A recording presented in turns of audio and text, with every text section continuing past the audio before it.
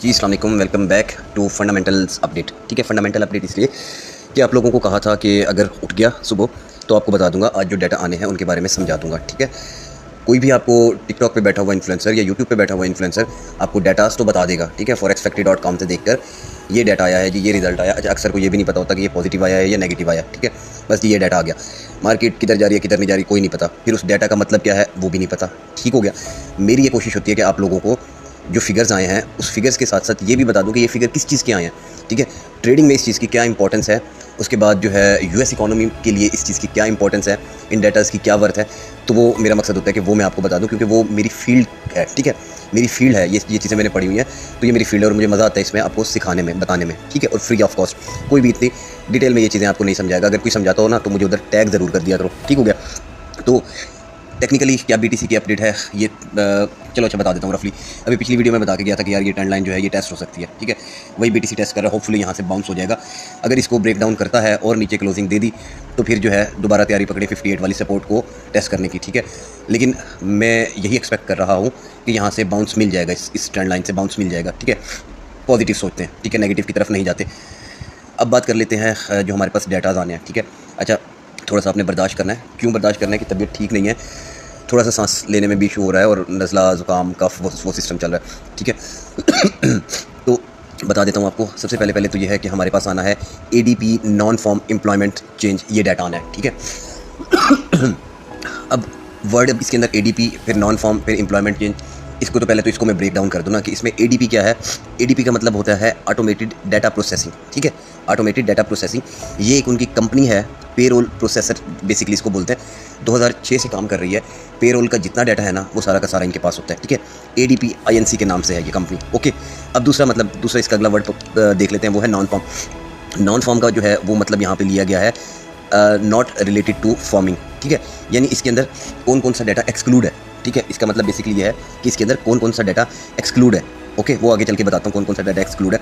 अब ADP non farm employment change ये basically आपका जो है वो एक मंथली रिपोर्ट होती है। ठीक है, अच्छा एक सेम ऐसा डाटा एक और भी होता है, वो होता है नॉन फॉर्म पेरोल। ठीक है, नॉन फॉर्म पेरोल और ADP non farm employment change तकरीबन मिलता जुलता होता है। ठीक है, थोड़ा सा फ़र्क होता है, वो कोशिश करता हूँ कि आगे चल के आपको बता देता हूँ क्या फ़र्क होता है इसके अंदर। ओके, अभी जो है ADP non farm employment change, इसको आसान लफ्ज़ों में ये कहते हैं कि आपका जितने भी प्राइवेट एम्प्लॉयज़ या प्राइवेट एम्प्लॉयमेंट जो है, प्राइवेट एम्प्लॉयमेंट में मंथली बेसिस पे कोई भी चेंज होना। ठीक है, वो रिपोर्ट जो है बेसिकली इस डाटा की रिपोर्ट वो आपको ये बताती है कि प्राइवेट एम्प्लॉयमेंट में क्या चेंज आया है। ठीक है, किस बेस पे, वो पेरोल डाटा की बेस पे। पेरोल डाटा किसका, 4 लाख US बिजनेस क्लाइंट्स। ठीक है, 4 लाख US बिजनेस क्लाइंट या कंपनीज जिन्होंने प्राइवेट वर्कर्स को हायर किया हुआ है, उनका सारा डाटा ADP के पास होता है। उस बेस पे ये रिपोर्ट बनती है कि प्राइवेट एम्प्लॉयमेंट बढ़ी हैं या घटी हैं एक माह में, प्राइवेट एम्प्लॉयमेंट बढ़ी हैं या घटी हैं। ठीक है, इसे ये कौन बताता है, ये ADP बताएगी। ADP क्यों बताएगी, ADP के पास सारा पेरोल डाटा होता है। ठीक है, और ये 4 लाख US बिजनेस क्लाइंट्स का जो पेरोल डाटा है उस बेस के ऊपर ये रिपोर्ट बनती है। ठीक हो गया, इसलिए इसको बोलते हैं ADP non farm employment change. अब मज़े की बात यह है कि ये डाटा जो है ये पॉजिटिव आएगा। सुनिएगा ज़रा, ये डाटा अगर आएगा पॉजिटिव तो क्या सिनेरियो होगा, अगर आएगा नेगेटिव तो क्या सिनेरियो होगा, और हमारे लिए क्या इंपॉर्टेंट है। अगर डाटा आया पॉजिटिव तो ये US डॉलर के लिए पॉजिटिव है। ठीक है, US डॉलर के लिए पॉजिटिव है, उनकी इकोनॉमी के लिए पॉजिटिव है, लेकिन हमारे लिए ये नेगेटिव है। समझिएगा इधर, ये चीज़ें आपको कोई नहीं बताएगा। उनके लिए पॉजिटिव क्यों है, क्योंकि डाटा पॉजिटिव आएगा। डाटा ये एक्चुअली करता क्या है, इस डाटे का यूज़ क्या है। इस डाटे को हम यूज़ करते हैं कि लेबर मार्केट जो है हमारी कैसा वर्क कर रही है, उसको प्रिडिक्ट करते हैं कि लेबर मार्केट कैसी है, कैसा काम कर रही है। ठीक है, अब डाटा पॉजिटिव आया तो मीन्स के एम्प्लॉयमेंट बढ़ी है। एम्प्लॉयमेंट बढ़ी है मतलब नौकरियाँ बढ़ी हैं, तो लेबर मार्केट जो है वो स्ट्रॉन्ग है। ठीक है, जब लेबर मार्केट आपकी स्ट्रॉन्ग है तो इसका मतलब है कि आपका US डॉलर स्ट्रॉन्ग है। ठीक है, समझ आई बात। लेबर मार्केट अगर स्ट्रॉन्ग है तो इट मीन्स ज़्यादा से ज़्यादा वेजेस आ रही हैं, ज़्यादा से ज़्यादा सैलरीज आ रही हैं। जब ज़्यादा से ज़्यादा सैलरीज और वेजेस आ रही हैं तो ज़्यादा से ज़्यादा स्पेंडिंग हो रही है। किस चीज़ पे, गुड्स और सर्विसेज पे। जब गुड्स और सर्विसेज पे स्पेंडिंग होती है तो आपको पता है क्या होता है, तो होती है इन्फ्लेशन। और जब इन्फ्लेशन होती है तो क्या होता है, इंटरेस्ट रेट बढ़ता है। ठीक है, और जब इंटरेस्ट रेट बढ़ता है तो आपको पता है क्या होता है, फिर पैसा दूर हो जाता है लोगों की पहुँच से। जब लोगों की पहुँच से पैसा दूर हो जाता है तो क्या होता है, तो हमारी क्रिप्टो, फॉरेक्स, ये सब चीज़ें गिरती हैं। ठीक है, तो डाटा अगर आया पॉजिटिव तो इट मीन्स कि लेबर मार्केट स्ट्रॉन्ग है। लेबर मार्केट स्ट्रॉन्ग है तो इट्स मीन कि लोगों के पास पैसा है। लोगों के पास अगर पैसा है तो वो फिर खर्च भी होगा। जब वो खर्च होगा तो जाहिर सी बात है डिमांड बढ़ेगी तो इंटरेस्ट रेट बढ़ेगा। ओके, तो ये हमारे लिए नेगेटिव होता है। ठीक हो गया ना। तो पॉजिटिव डाटा को हम इस सिनेरियो से देखते हैं कि ये इंटरेस्ट रेट हाइक में हेल्प कर सकता है फेड्स को इसलिए हमारे लिए ये नेगेटिव होगा। और डाटा नेगेटिव आएगा तो वो यूएस डॉलर के लिए जो है वो नेगेटिव है, लेकिन हमारे लिए पॉजिटिव है। ओके, जैसे मैंने आपको कई दफ़ा बताया कि कुछ डाटाज होते हैं, ठीक है, जो यूएस डॉलर को स्ट्रॉन्ग करते हैं और क्रिप्टो को जो है वो वीक करते हैं। क्रिप्टो गिरती है, डॉलर बढ़ता है, और इसी तरह कुछ डाटा होते हैं जिससे डॉलर गिरता है और क्रिप्टो बढ़ती है, ये वाइस वर्सा चलते हैं। ओके, तो यहाँ पे होपफुली आपको ADP non farm employment change का आपको पता चल गया होगा। ये वो डाटा होता है जो 4 लाख यूएस बिजनेस क्लाइंट्स के पेरोल सिस्टम की बेस पर बनता है। और बनाता कौन है? एडीपी बनाती है, ऑटोमेटेड डाटा प्रोसेसिंग। ये 2006 से ये इनकी पेरोल प्रोसेसर फर्म है जो ये डाटा प्रोसेस कर रही है। ये बताती है कि कितनी मंथली प्राइवेट एम्प्लॉयमेंट हुई हैं और अनएम्प्लॉयमेंट हुई है या एम्प्लॉयमेंट हुई है, ये सारा आपको बताएगी। ठीक है, अच्छा, अब इसमें एक वर्ड था नॉन फॉर्म। नॉन फॉर्म का मतलब मैंने आपको बताया था नॉट रिलेटेड टू फार्मिंग। ठीक है, अब इस डाटा में जो है वो आपका सारा का सारा प्राइवेट सेक्टर आएगा और दूसरा आपकी गवर्नमेंट एजेंसीज वो लोग आएंगे। ठीक है, एक्सक्लूड कौन है, यानी नॉन फॉर्म कौन है? इसमें से एक्सक्लूड कौन है? जो फार्म वर्कर्स हैं, वो हाउस होल्ड एम्प्लॉयज़, घरेलू मुलाजमीन, वो प्रोप्राइटर्स यानी एंटरप्रेन्योर, सेल्फ एम्प्लॉयड जिनको कहते हैं, ठीक है, वो एक्सक्लूडेड हैं। उसके बाद फिर आपके नॉन प्रॉफिट एम्प्लॉयज़ वो एक्सक्लूडेड हैं। फिर जो एक्टिवली जो सर्व कर रहे हैं ना मिलिट्री में, ठीक है, मिलिट्री ऑफिसर, वो लोग एक्सक्लूड हैं। उनका डाटा नहीं होगा इसमें। ठीक है, ये डाटा नहीं होता आपका जो है ना एडीपी के पास। ठीक है, तो ये इसके अंदर इंक्लूड नहीं होता। बाकी सारे प्राइवेट वर्कर्स और गवर्नमेंट एजेंसीज़ के जो भी लोग हैं, ठीक है, उनकी जो भी गवर्नमेंट की एजेंसीज हैं, सीआईए, फलाना ढिमकाना, वो सारे के सारे वो आ जाते हैं इसके अंदर। ओके, तो आई होप ये अब आपको समझ आ गया होगा। ठीक हो गया ना?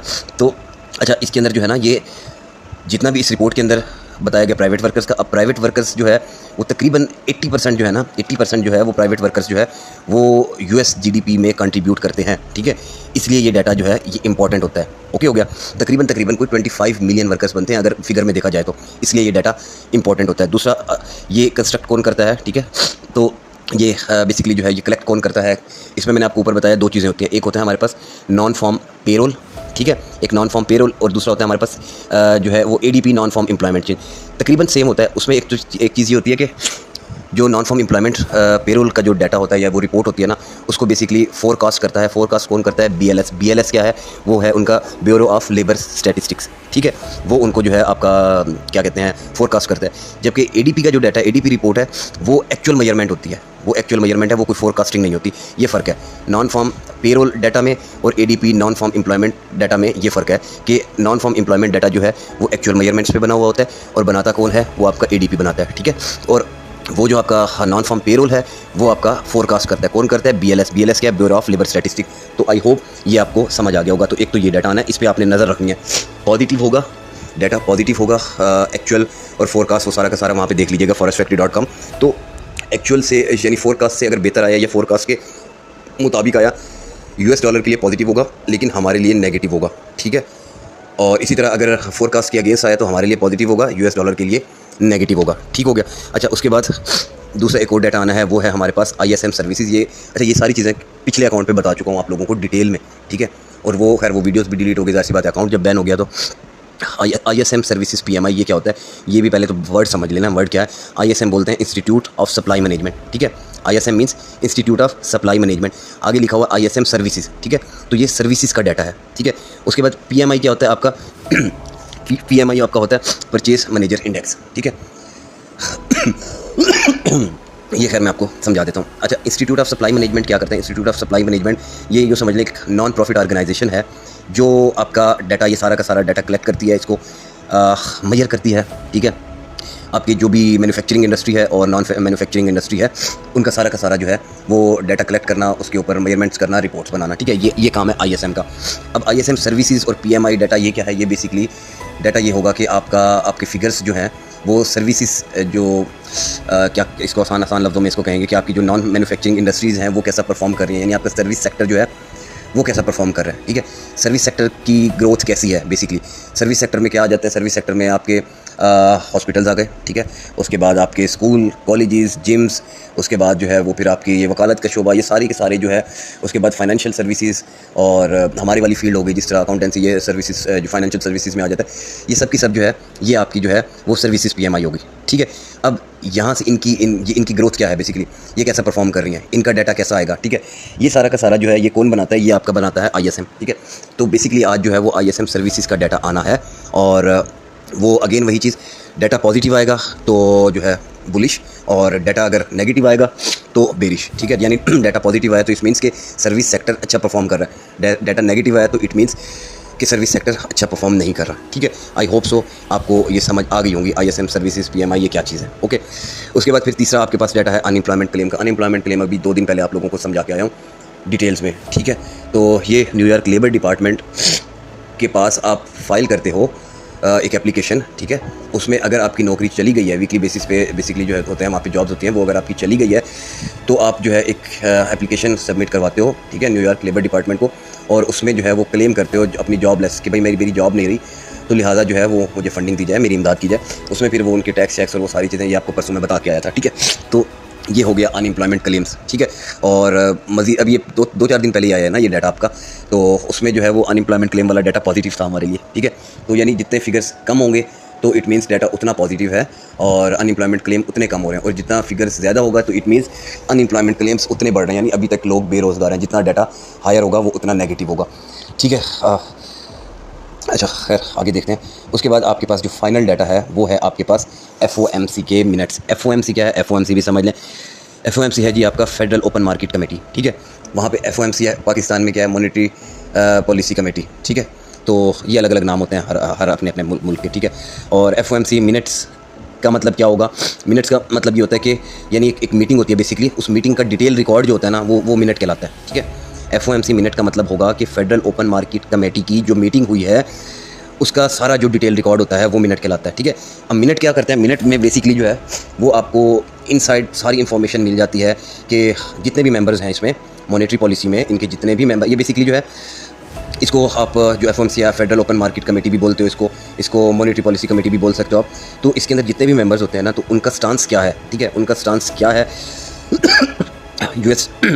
US डॉलर्स को लेके, और उसके बाद दूसरी सिक्योरिटीज़ को लेके, सिक्योरिटी मींस बॉन्ड्स, बिल्स वगैरह वो सारी चीज़ें। तो डॉलर को और इनको सिक्योरिटीज़ को लेके जितने भी मेंबर्स हैं उनका स्टांस क्या है, ठीक है। तो ये मिनट्स के अंदर ये आपको पता चल जाता है, अलग अलग इंडिविजुअल्स जितने भी मेंबर्स हैं सबका पता चल जाता है। अब मज़े की बात, कोई भी आपको ये एक्सप्लेन नहीं करेगा, सुन लो समझ लो। FOMC तो सारे लगे होते हैं, पता किसी को कक भी नहीं है, ठीक है। 12 मेंबर्स होते हैं इसमें, 12 मेंबर्स होते हैं इनके FOMC के, ठीक है। 12 में से 7 मेंबर जो होंगे ना वो होंगे आपके बोर्ड ऑफ गवर्नर्स। एक सेकेंड क्या, अच्छा 7 मेंबर जो होंगे वो आपके होंगे board of governor of federal reserve system से, ठीक है। 7 मेंबर्स वो हो गए। 8वां जो होगा वो होगा president of federal reserve bank of New York का, ठीक है। ये हो गया कि ये जो प्रेसिडेंट होगा, प्रेसिडेंट कौन था? Federal reserve bank of New York का, ये 8वां मेंबर होगा। बाकी 4 कौन से होंगे? बाकी 4 जो होंगे जो रिजर्व बैंक होते हैं ना, रिजर्व बैंक होते हैं इनके, तो रिजर्व बैंक के जितने प्रेसिडेंट हैं, ठीक है, 4 रिजर्व बैंक लेंगे, उन 4 रिजर्व बैंक के प्रेसिडेंट जो होंगे वो 4 मेंबर्स होंगे। अच्छा ये 4 मेंबर सालाना तब्दील होते रहते हैं, ठीक है। तो ये टोटल इस तरह मिला के ये 12 मेंबर्स बनते हैं, ठीक हो गया। तो ये 12 मेंबर्स जो हैं ये अपना अपना स्टांस शो करते हैं, ये बैठ के मॉनेटरी पॉलिसी बनाते हैं कि क्या करना चाहिए, ठीक है। माजरत यार थोड़ा सा सांस का इशू चल रहा है तो कोशिश करता हूँ इसको मैं ना वीडियो को मैं शॉर्ट कर दूँ, ठीक है। अब मॉनेटरी पॉलिसी भी ज़ाहिर सी बात है आप लोगों को नहीं पता होगी, तो मॉनेटरी पॉलिसी बता देता हूँ। मॉनेटरी पॉलिसी जो होती है, मॉनेटरी पॉलिसी क्या होती है कि आपका सेंट्रल बैंक है, ठीक है। यहाँ पे तो हमारे यहाँ सेंट्रल बैंक होता है, वहाँ पे उनका फेडरल रिजर्व होता है, ठीक है, फेडरल रिजर्व बैंक। तो वो क्या करता है, वो आपका जो है वो जितनी भी आपकी नेशन की मनी सप्लाई है ना, आपकी आसान लफ्ज़ों में क्या कहूँ कि आपकी आवाम का जितना भी पैसा है ना, उसकी पैसे की जितनी भी सप्लाई है उसको ऐसे वे में उसको यूज़ करना कि जिससे इकोनॉमिक ग्रोथ हो, ठीक है। ये बेसिकली मॉनेटरी पॉलिसी होती है, ठीक है। यानी पैसे की सप्लाई को इस तरीके से रोटेट करना, इस तरीके से यूज़ करना कि उससे मैक्सिमम इकोनॉमिक ग्रोथ हो, ठीक है, मुल्क की मईशत जो है वो ग्रो करे, ठीक है। तो ऐसी पॉलिसीज़ बनाना कि पैसे को कैसे यूज़ करना है, तो ये सारा आपका मॉनेटरी पॉलिसी में आता है। ये आसान लफ्ज़ों में मैंने आपको बता दिया, ठीक हो गया। अच्छा उसके बाद जो है फिर और क्या मॉनेटरी पॉलिसी का काम होता है? हाँ, मॉनेटरी पॉलिसी जो है फिर एक तो आपका वो मनी कंट्रोल सारा का सारा जो है मनी सप्लाई वो संभालती है। उसके बाद फिर जो है वो आपके इंटरेस्ट रेट जो भी उसको रिवाइज़ करना है, उसको बढ़ाना है, घटाना है, क्या करना है, वो सारा का सारा जो है ये भी मॉनेटरी पॉलिसी के अंदर आता है, ठीक हो गया। अच्छा अब दूसरा जो है इनकी टाइप्स भी चलो मैं बता देता हूँ आपको। तो एक जो है वो इनकी एक्सपेंशनरी पॉलिसी होती है, ठीक है, और दूसरा होता है कॉन्ट्रैक्शनरी पॉलिसी। हाँ मेरी ज़बान पे चढ़ गया, ये कभी भी आज तक नहीं आया जब से पढ़ते थे ना, ठीक है, तो ये कभी मेरी ज़बान पे नहीं आए, एक्सपेंशनरी और कॉन्ट्रैक्शनरी, ठीक है। तो ये बड़ी मुश्किल से कभी कभी मेरी ज़बान पे आ जाता है, ठीक है। अब एक्सपेंशनरी में क्या होता है, उसमें रेट कट होते हैं आपके, ठीक है, वो जो पॉलिसी होती है। अभी हम किस चीज़ का वेट कर रहे हैं? FOMC की तरफ से जो मॉनेटरी पॉलिसी आए, वो कौन सी पॉलिसी होनी चाहिए? वो होनी चाहिए एक्सपेंशनरी पॉलिसी, ठीक है, चाहे शॉर्ट टर्म के लिए हो, दिसंबर जनवरी तक के लिए हो। उससे क्या होगा? उससे मिलेंगे रेट कट, ठीक है, तो रेट कट मिलेंगे उससे, ओके। और जो कॉन्ट्रैक्शनरी जो होता है उसमें जो है वो आपके रेट हाइक होते हैं उस पॉलिसी में, वो हमें नहीं चाहिए। बेसिकली अभी वही चल रही है और हम चाह रहे हैं कि ये उससे जो है वो शिफ्ट हो जाए, ठीक है। अच्छा अब एक और चीज़ भी होती है इसके अंदर, वो क्या होती है, एक्सपेंशनरी जो होता है ना पॉलिसी, उसमें क्या होता है, उसमें आपके जो है वो मनी सप्लाई जितनी भी मनी सप्लाई है वो इंक्रीज़ होती है, ठीक है। वो इंक्रीज़ क्यों होती है, क्योंकि जब रेट कट्स होते हैं तो जाहिर सी बात है आप हम सब के सब जो है वो बैंकों से रजू करेंगे, पैसा चाहिए हमें, रेट कट हो गए हैं, कम रेट पे मिल रहा है, तो मनी सप्लाई उसमें इंक्रीज़ होती है। जबकि आपका जो वो कॉन्ट्रैक्शनरी है उसके अंदर क्या होता है, रेट हाइक होते हैं, तो आपकी जो है मनी सप्लाई डिक्रीज़ हो जाती है। फिर आगे फर्दर इसके अंदर फिर आपकी मॉनेटरी पॉलिसी के टूल्स आ जाते हैं। टूल्स बता देता हूँ यार, ये बहुत लंबी वीडियो हो जाएगी। फिर टूल्स में आपके जो है ओपन मार्केट ऑपरेशंस आ जाते हैं, उसके बाद जो है रिजर्व रिक्वायरमेंट आ जाते हैं, डिस्काउंट रेट्स आ जाते हैं। तो ये जो है ना ये लंबी बहुत हो जाएगी अगर इनको एक्सप्लेन करने लगा, ठीक है। तो ये मॉनेटरी पॉलिसी जो होती है ये आपका फेडरल रिजर्व बैंक ये बनाता है, ठीक है। बेसिकली वो भी गवर्नमेंट नहीं बनाया होता है ना, गवर्नमेंट का इदारा होता है। और दूसरा जो है ये आपके जो होती है फिस्कल पॉलिसी, ये आपकी गवर्नमेंट बनाती है, ठीक है। गवर्नमेंट से मुराद ये कि आपके जो वज़ीर ख़जाना वगैरह, ठीक है, तो ये बनाते हैं, ठीक हो गया। तो ये फिर किसी दिन बैठ के मॉनेटरी पॉलिसी और फिस्कल पॉलिसी पे जो है डिटेल में जो है वो लर्न करेंगे, ठीक है। और बेफिक्र रहें, यूएस में जो है वो काबिल लोग हैं, ठीक है, पाकिस्तान की तरह नहीं है, ठीक है। घटिया गंदे बाबे बिठाए हुए हैं डी कॉम वाले, ठीक है। यकीन करो कि कब्र में उनके पाँव लटक रहे हैं, कोई पॉलिसी नहीं है, ना मॉनेटरी पॉलिसीज़ हैं, ना ही कोई किसी किस्म की जो है वो गवर्नमेंट तो खैर वैसे ही वो फारिग है, वो बार बार उठा के जो है उसको इसहाक डार को लाकर बिठा देते हैं। मुझे की बात बताऊँ, Ishaq Dar is not a chartered accountant. Ishaq Dar एक बी कॉमर है, ठीक है, जिसको ICAP ने चार्टर्ड अकाउंटेंसी की डिग्री अवार्ड की हुई है, ठीक है। बेसिकली इसहाक डार कोई चार्टर्ड अकाउंटेंट नहीं है, इसहाक डार बी कॉमर है, ठीक है। तो इसको अवार्ड कर दी गई थी गवर्नमेंट में आने के बाद, ठीक है।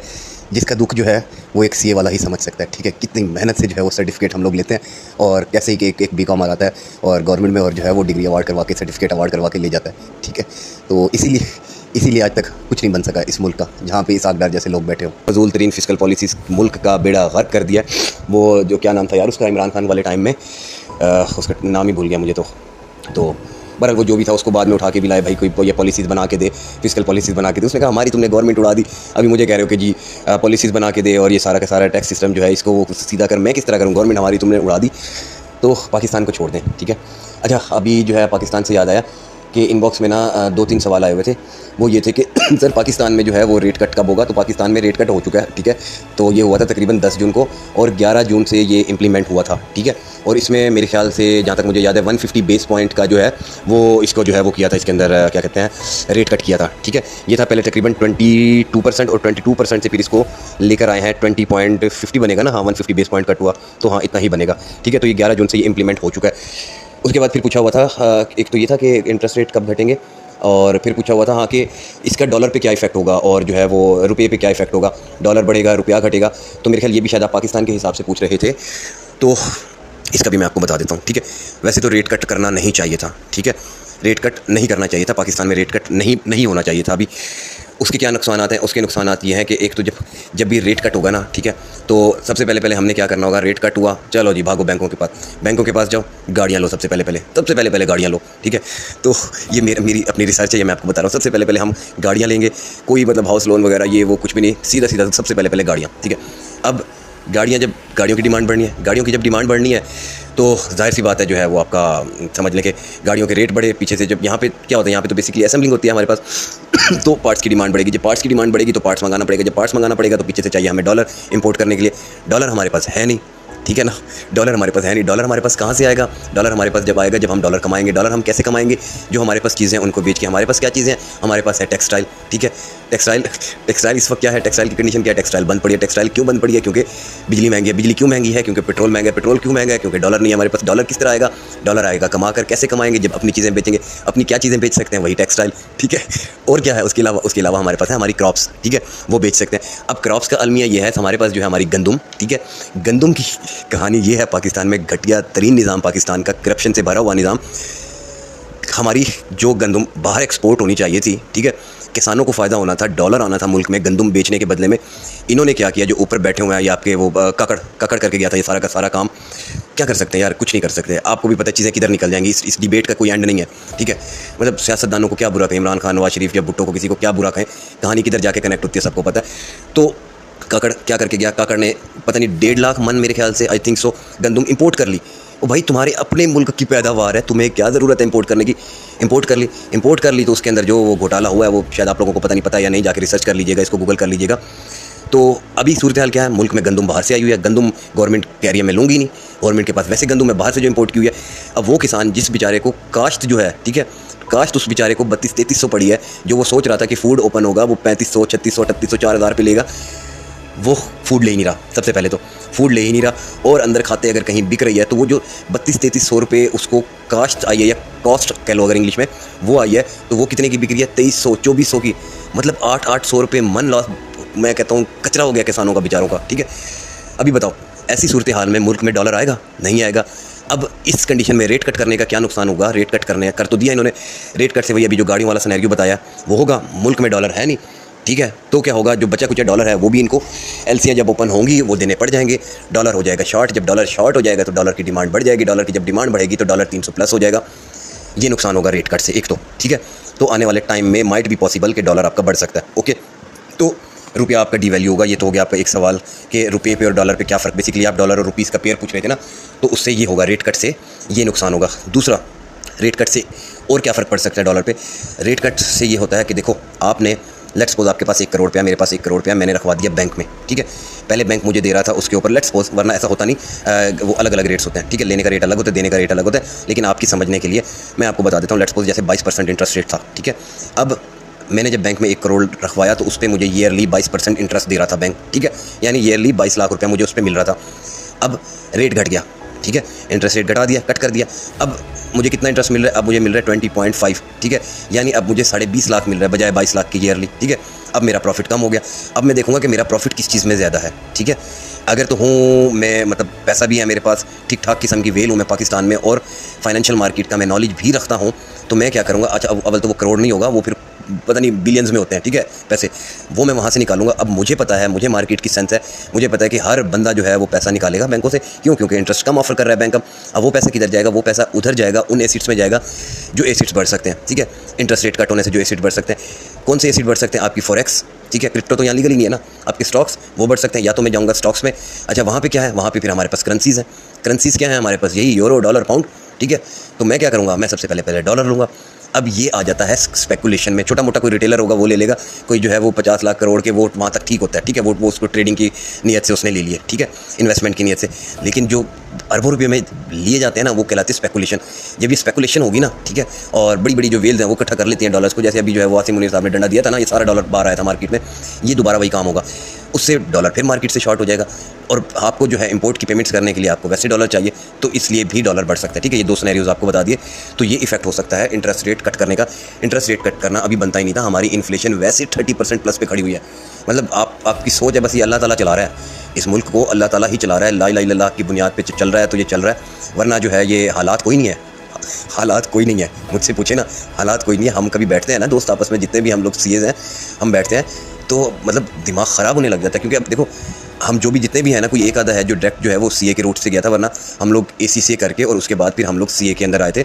अब हमने वहाँ के यूके के टैक्स भी पढ़े हुए हैं, हमने पाकिस्तान के टैक्स भी पढ़े हुए हैं। यकीन करो सर पकड़ के बैठ जाते हैं कि हम यहाँ है क्या यार, ठीक है।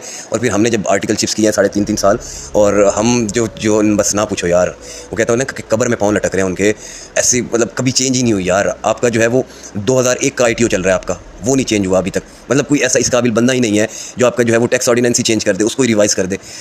बहरहाल अल्लाह ताला ही चला रहा है इस मुल्क को। तो ये यार आपके सवाल के जवाब हो गए, ठीक है। तो इन फ्यूचर्स पॉसिबिलिटी हैं, ठीक हो गया। और ये सारे के सारे डाटास थे जो आपको बता दिए, और ये सारा आपका जो है वो आज की फंडामेंटल वीडियो हो गई, ठीक है। टेक्निकल्स पे आपको वैसे भी बता दी मैंने। तो इस रेजिस्टेंस, ये सपोर्ट जो यहाँ से बाउंस हो सकता है, ठीक हो गया। ये अभी तकरीबन ऑलमोस्ट इसको टेस्ट ही कर रहा है, ठीक हो गया। तो इधर से देखते हैं, होपफुली बाउंस मिल जाएगा। और सेम यही कंडीशन इधर होगी एथेरियम पे। हाँ, ये भी बता कर गया था ना आपको कि ये अगर ये टूटी तो काम ख़राब हो जाएगा यार, ठीक है।